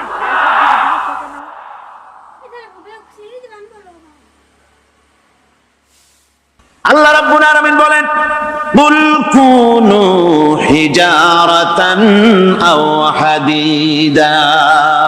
নবী শুনিয়ে দেন, তোমরা যদি মরে গিয়া মাটির সাথে মিশে গিয়া যদি পাথরও হয়ে যাও, আর যদি তোমরা লোহাও হয়ে যাও, তারপরেও আল্লাহ রাব্বুল আলামিন তোমাদেরকে জিন্দা করবেন, আবার তোমাদের উঠাবেন। ওরা বলে যে আচ্ছা বুঝলাম, কে উঠাবে আমাদের? কেমনে উঠাবে? আল্লাহ পাক বলেন, ফাসায়াকুলুনা মাইয়ুইদুনা। ওরা বলে আমাদেরকে কে উঠাবে, আমাদেরকে কে জিন্দা করবে? আল্লাহ পাক জবাবে বলেন, কুলিল্লাযী ফাতারাকুম আউওয়ালা মাররা। যিনি তোমাদেরকে প্রথম সৃষ্টি করেছেন তিনি আবার তোমাদেরকে জিন্দা করবেন। আল্লাহ পাক সুন্দর করে বুঝাচ্ছেন। এই সব কথা শোনার পরে فَسَيُنْغِضُونَ إِلَيْكَ رُؤُوسَهُمْ وَيَقُولُونَ مَتَى هُوَ। এসব কথা শোনার পরে আল্লাহ বলেন, ওই কাফেরেরা মাথা ঝুলায় ঝুলায় বলে, আচ্ছা তা বুঝলাম। আল্লাহ বলেন, ওরা মাথা ঝুলায় আর বলে, আচ্ছা বুঝলাম, তবে কিয়ামত কবে সেই কিয়ামত অনুষ্ঠিত হবে? আল্লাহ বলেন, নবী শোনায় দাও, কুল আসা আইয়াকুনা করিবা। বেশি দেরি নাই, হতে পারে খুবই তাড়াতাড়ি। কি বলা যায়, সে সময়টা অতি নিকটবর্তী হয়ে যেতে পারে, খুবই নিকটবর্তী সে সময়, সেটা বেশি দেরি হওয়ার কথা নয়। আল্লাহ পাক এবার মানুষকে যুক্তি দিয়ে বোঝাচ্ছেন। কোরআনে কারীম মানতে মানুষ অস্বীকার করলে আল্লাহ ডান্ডার ব্যবস্থা করেন নাই। নবীজিকে বলেছেন, ইন্নামা আনতা মুযাক্কিরুন লাস্তা আলাইহিম বিমুসাইতির। নবী, আপনি একজন উপদেশক, উপদেশ দিয়ে যান। আপনাকে দারোগা করে বানাই নাই লাঠি চার্জ করার জন্য, পিটায়া মানুষ হেদায়েত করার দরকার। মানুষকে বুঝান, যুক্তি দিয়া বুঝান।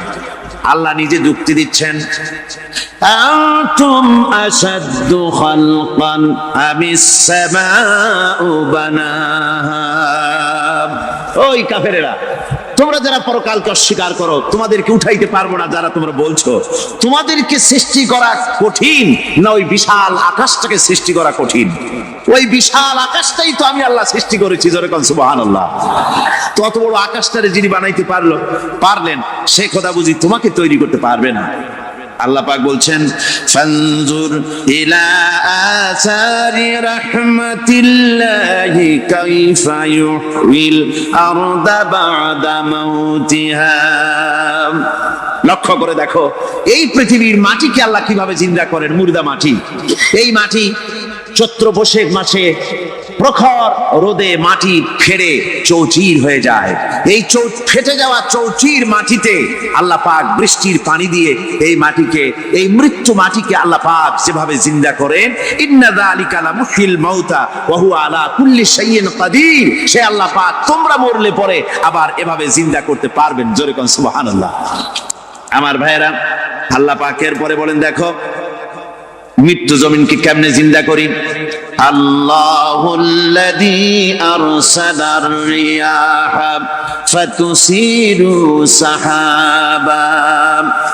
فسقناه إلى بلد ميت فأحيينا به الأرض بعد موتها كذلك النشور আমি আল্লাহ রাব্বুল আলামিন ওই সমুদ্রের নোনা পানিগুলোকে, সমুদ্রের লবণাক্ত পানিগুলিকে বাষ্পীয় আকারে উত্থিত করে মেঘমালায় পরিণত করি, আর এরপরে বাতাসকে হুকুম করি, বাতাস এই মেঘটারে টেনে নিয়ে যাও অমুক জায়গায়। মেঘ চলে এলো, আল্লাহ রাব্বুল আলামিন বলেন মেঘ এবার বিন্দু বিন্দু করে বৃষ্টি বর্ষণ করে দে। আমার হুকুমে ওই পানিগুলি বৃষ্টি হয়ে বিন্দু বিন্দু হয়ে জমিনে পতিত হয়।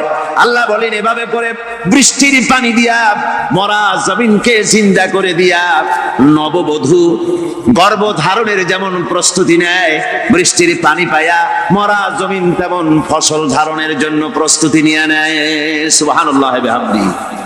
এইটা যেভাবে আমি করি কাযালিকান নুশুর, এইভাবে করে তোমাদের কি কিয়ামতের দিন আমি জিন্দা করতে পারবো? কেমনে অস্বীকার করো? কাইফা তাকফুরুনা বিল্লাহি ওয়া কুনতুম আমওয়াতান ফাহইয়াকুম সুম্মা ইউমীতুকুম সুম্মা ইলাইহি তুরজাউন। কি করে তুমি আমাকে, আমি আল্লাহকে অস্বীকার করো? কুনতুম আমওয়াতান, তুমি ছিলে নিষ্প্রাণ, ফাহইয়াকুম, এরপরে আমি তোমাকে জিন্দা করলাম, সুম্মা ইউমীতুকুম, এরপরে তোমাকে আমি মৃত্যু করব, সুম্মা ইহয়ীকুম, এরপরে তোমাদেরকে আবার আমি জিন্দা করব, সুম্মা ইলাইহি তুরজাউন, এরপরে তোমাদের সকলকেই আমার কাছে ফিরে আসতে হবে। দেখেন না, আমরা যখন মানুষকে কবরে রাখি, কবরে রাখা তারপরে উপরে মাটি দিয়ে কি বলেন আপনারা? মিনহা খালাকনাকুম, পড়েন মিনহা খালাকনাকুম ওয়া ফিহা নুঈদুকুম ওয়া মিনহা নুখরিজুকুম তারাতান উখরা। এ বান্দা, এই মাটি দিয়া তোরে তৈরি করা হয়েছিল, এই মাটির ভিতরে রেখে গেলাম, আবার এই মাটি থেকে আল্লাহ রাব্বুল আলামিন তোমারে জিন্দা করবেন। কিয়ামতের ময়দানে সকলকে উঠতে হবে সেখানে আল্লাহর দরবারে। আল্লাহ পাক বলছেন বান্দা কেমনে অস্বীকার করো? ইন কুনতুম ফি রাইবিম মিনাল বা'স ফাইন্না খালাকনাকুম মিন তুরাব। পরকালকে যারা অস্বীকার করো, কিয়ামতে উঠতে হবে, এটাকে কিভাবে অস্বীকার করো? চিন্তা করে দেখো, তুমি নিষ্প্রাণ মাটি ছিলে, সেই মাটি দিয়েই আমি তোমাকে তৈরি করেছি। আবার আল্লাহ পাক মানুষকে আরো বুঝান, কিয়ামত আছে, পরকাল হবে, আল্লাহর দরবারে উঠতে হবে।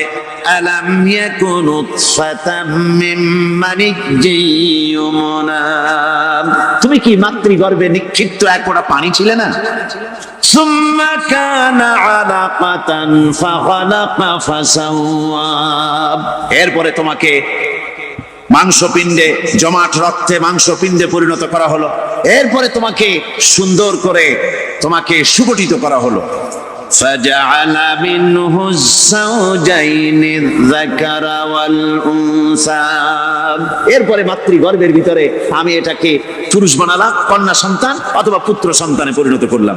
এইটা যে পেরেছে, যিনি পেরেছেন, আলাইসা যালিকা বিকাদিরিন আলা আইয়ুহিয়াল মাউতা, সে আল্লাহর পক্ষে কি সম্ভব নয় যে তোমার মৃত্যুর পরে তিনি আবার জিন্দা করতে পারবেন? কি বলবেন, কি বলেন, সম্ভব না? তিনি পারবেন না? নিশ্চয়ই তিনি আবার কিয়ামতের মাঠে আমাদেরকে হাজির করতে পারবেন, এতে কোনো সন্দেহ নাই। আল্লাহ পাক সেই জন্য এখানে বলতেছেন যে ওরা বাল কাযযাবু বিসসাম, ওরা আসলেই পরে কালকে অস্বীকার করেছে। আপনি যে নবী, এতে কোনো সন্দেহ নাই। আপনি খানা খান, আপনি বাজারে যান, এটাই মূল আপত্তির বিষয় না। মূল কথা হলো তারা পরকালকে অস্বীকার করেছে। আল্লাহ পাক বলেন ওয়া আন্নাস সাআতা আতিয়াতুন লা রাইবা ফিহা, অবশ্যই সে সময় আসবে, সে কিয়ামত আসবেই, এতে কোনো সন্দেহ নাই। ওয়া আন্নাল্লাহা ইয়াবআসু মান ফিল কুবুর, আর আল্লাহ পাক তিনি কবরের মধ্যে অন্তর্হিত যা কিছু আছে সবাইকে কিয়ামতের দিন আল্লাহ পাক ময়দানে উঠাবেন। কিয়ামতে আল্লাহর দরবারে সকলকে হাজির হতে হবে। আমার বন্ধুগণ, আল্লাহ পাক বলেন ওয়ালাকাদ খালাকনাল ইনসানা মিন সুলালাতিন মিন তিন। লক্ষ্য করো, তুমি ছিলে মাটির নির্যাস থেকে তোমাকে তৈরি করা হয়েছে। শুধু মাটির নির্যাস থেকে তোমাকে কোনো মডেল ছাড়া, কোনো ধরনের আদর্শ ছাড়া, কোনো ধরনের নমুনা ছাড়া তোমাকে সৃষ্টি করা হলো। সুম্মা জাআলনাহু নুতফাতান ফি ক্বারারিম মাকিন। এরপরে মাতৃগর্ভের একটা অত্যন্ত সুরক্ষিত জায়গায় তোমাকে সংরক্ষণ করা হয়েছিল। সুম্মা খালাকনান নুতফাতা আলাকাতান ফাখালাকনাল আলাকাতা মুদগাম। রক্তপিণ্ডকে, নাপাক পানিকে জমাট রক্ত করেছি, জমাট রক্তকে আমি আবার গোশত পিণ্ডে পরিণত করেছি। ফাকাসাওনাল ইযামা লাহমা। এরপরে সুন্দর করে চামড়া দিয়া, গোশত দিয়ে একটা আকৃতি তোমাকে দান করেছি। সুম্মা আনশানাহু খালকান আখারা ফাতাবারাকাল্লাহু আহসানুল খালিকিন। এরপরে সুন্দর একটা বিশেষ একটা আকৃতি দিয়ে তোমাকে আমি সুন্দর করে সুগঠিত করে তোমাকে তৈরি করেছি। সুম্মা ইন্নাকুম বাদা যালিকা লামাইতুন। এরপরে আমি আল্লাহ রাব্বুল আলামিন তোমাকে মৃত্যু দেব, অবশ্যই তোমাকে মৃত্যুবরণ করতে হবে। সুম্মা ইন্নাকুম ইয়াউমাল কিয়ামাতি তুবআসুন। এরপরে কিয়ামতের দিন আসবে, ওই বিশেষ মুহূর্ত আসবে, সেই নির্দিষ্ট সময় আসবে, ওই কিয়ামতের মাঠে আল্লাহর দরবারে তোমাদের সকলকে উঠতে হবে, কোনো সন্দেহ তাতে নাই। আল্লাহ পাক বলছেন وَأَعْتَدْنَا لِمَنْ كَذَّبَ بِالسَّاعَةِ سَعِيرًا। আমার এই পরকালকে, এই আখিরাতকে, কিয়ামতের দিনকে যারা অস্বীকার করবে, যারা মিথ্যা মনে করবে, আমি তাদেরকে জ্বলন্ত আগুনের শাস্তি তাদের জন্য রেখেছি। জোরে বলেন নাউজুবিল্লাহ। সেই কিয়ামত, যে দিনটা আল্লাহ পাক মানুষের জন্য রেখেছেন, সেই কিয়ামতের অবস্থা বড়ই মারাত্মক। মানুষেরা তা জানে না। মানুষ যদি তা বুঝতে পারতো, জানতে পারতো, তাহলে মানুষেরা গুনাহের কাজ করতে পারতো না। আপনারা কি চিন্তা করেন, ওই যে কাফেরগুলি মক্কার জীবনে, রাসূল পাক সাল্লাল্লাহু আলাইহি ওয়াসাল্লামের মক্কি জিন্দেগিতে যে সমস্ত মানুষগুলি চুরি করতো, ডাকাতি করতো, জিনা করতো, বদমাশি করতো, মানুষ হত্যা করতো, এই লোকগুলি ফিরে আসতো কিসের কারণে? তাদেরকে আখিরাতের কথা বলা হয়েছে, এই পরকালের কথা বলা হয়েছে। কোরআন শরীফে আল্লাহ রাব্বুল আলামিন পরকালের কথা, মৃত্যুর কথা, কিয়ামতের কথা, হাসরের কথা, সিরাতের কথা, মিজানের কথা, মওতের কথা যত বলেছেন, জান্নাতের কথা যত জায়গায় যতগুলা বলেছেন, সবগুলি আয়াতে কারিমা যদি এক জায়গায় করা যায়, তাহলে পুরা কোরআন শরীফের 1/3 10 পারার সমান হবে। জোরে বলেন সুবহানাল্লাহ। যেহেতু পরকালের চিন্তা ছাড়া মানুষের জীবন পরিচ্ছন্ন হতে পারে না, সুন্দর হতে পারে না, অপরাধ মুক্ত হতে পারে না। আল্লাহ পাক বলেন সেই দিনটি বড়ই ভয়ানক, বিপজ্জনক। ওই দিনটির ব্যাপারে আল্লাহ পাক তার বান্দাদেরকে সতর্ক করে দিয়েছেন, বান্দারা সতর্ক হয়ে যাও, এইভাবে দিন যাবে না, কিয়ামত আসবে। আর ওই কিয়ামত এত মারাত্মক হবে, আল্লাহ সতর্ক করছেন বান্দাদেরকে। ইয়া আইয়ুহান নাসুত্তাকু রাব্বাকুম ইন্না সালসালাতাস সাআতি শাইউন আযীম। হে মানব সকল, আত্মরক্ষা করো খোদার গজব থেকে, আল্লাহর গজব থেকে আত্মরক্ষা করো। ইন্না সালসালাতাস সাআতি শাইউন আযীম। সেই কিয়ামতের সেই কম্পন খুবই মারাত্মক, খুবই ভয়াবহ কম্পন সৃষ্টি হবে সেদিন। ইয়াউমা তারাউনাহা তাযহালু কুল্লু মুরদিআতিন আম্মা আরদাআত। সেদিন দেখতে পাবে স্তন্যদায়িনী মা, যে মা তার সন্তানকে দুধ দেয়, ওই মাও তার দুধের বাচ্চার কথা ভুলে যাবে, মনে থাকবে না। আল্লাহ রাব্বুল আলামিন বলেন ওয়া তাদাউ কুল্লু যাতিন হামলিন হামলাহা। গর্ভধারিণী মেয়ে লোক, তাদের গর্ভ খসে পড়বে,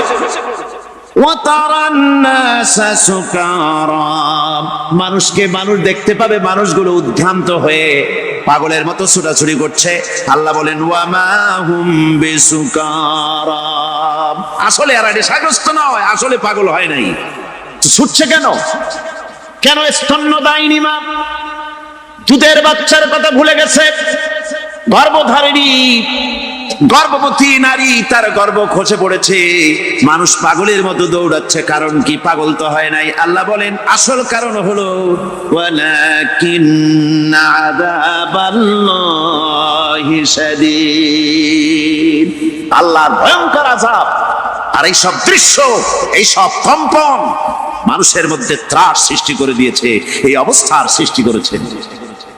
আমার ভাইয়েরা, আল্লাহ পাক বলেন ওয়ানযিরহুম ইয়াওমাল আজিফাতি ইযিল কুলুবু লাদাল হানাজিরি কাযিমিন। ও নবী, মানুষদেরকে আপনি সতর্ক করেন, ওই দিনটা এমন হবে ভয়ের চোটে মানুষের কলিজা তার মুখের কাছে চলে আসবে। মানুষ ভয়তে অস্থির হয়ে যাবে, কলিজা গলার কাছে চলে আসবে। সেই দিনের কথা তাদের শোনায় দেন। ওই দিনটা এমন মারাত্মক দিন। فكيف تتقون إن كفرتم يوما يجعل الولدان شيبا। সেদিন ভয়ে চিন্তায় যুবক ছেলে বৃদ্ধে পরিণত হয়ে যাবে, কিশোরগুলি তরুণগুলি বৃদ্ধে পরিণত হয়ে যাবে। আমার বন্ধুগণ, মানুষ সেদিন দিক বিদিক হয়ে দৌড়াতে থাকবে, পালাবো কোথায়? আল্লাহ কোরআন শরীফে সব কথা বলে দিয়েছেন। ইয়াকুলুল ইনসানু আইনাল মাফার, কোথায় ভাগবো, পালাবো কোথায়? অস্থির হয়ে মানুষ দৌড়াতে থাকবে, পালাবো কোথায়, যাব কোথায়? আল্লাহ বলেন কাল্লা লা ওয়াজারা ইলা রাব্বিকা ইয়াউমাইযিনিল মুস্তাকার। ভাগবার কোনো রাস্তা নাই, পালাবার কোনো পথ নাই, একমাত্র তোমার রব ছাড়া, আল্লাহর দরবার ছাড়া পালানোর কোনো রাস্তা আজার নাই। আমার বন্ধুগণ, এই কঠিন সময়, এই কঠিন দিনে, পরকালের এই দিনে, কিয়ামতের এই মারাত্মক অবস্থায় সকলকে উঠতে হবে।